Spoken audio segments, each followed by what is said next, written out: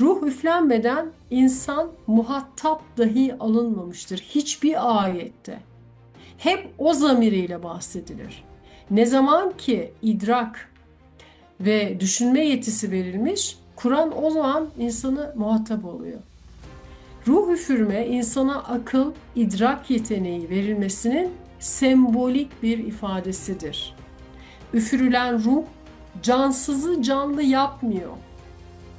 Canlı varlığı düşünen, idrak eden, temyiz eden, vicdan ve basiret sahibi bir varlık yapıyor. Çünkü insandan Adem önce, yani Homo sapiens öncesi insan yeryüzünde var. Kur'an onları anlatıyor zaten.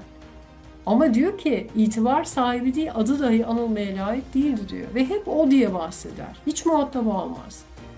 Adem'i muhatap alır. Adem türünü, yani Homo sapiens.